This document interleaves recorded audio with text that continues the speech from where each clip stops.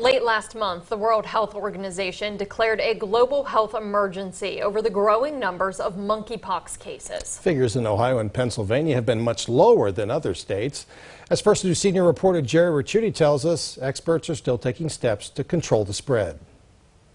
As the number of monkeypox cases passes 10,000 nationwide, there have been only 75 reported as of this week in Ohio, and most of those have happened in larger communities.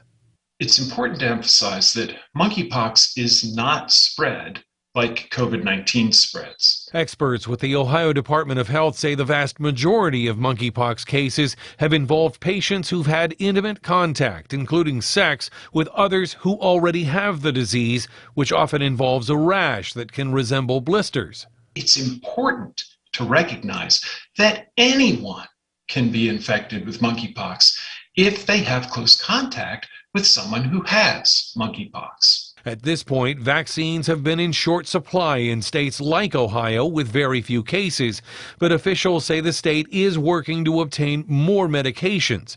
In the Valley, only a handful have been recorded.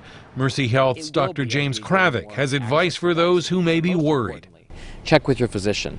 Have the physician check with the health department and see what the steps are for testing and see what the steps are as far as vaccines. But some believe most infected patients won't have to be hospitalized or even vaccinated.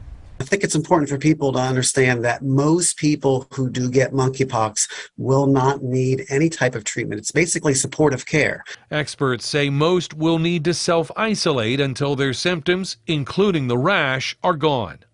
Jerry Ricciuti, WKBN 27 First News.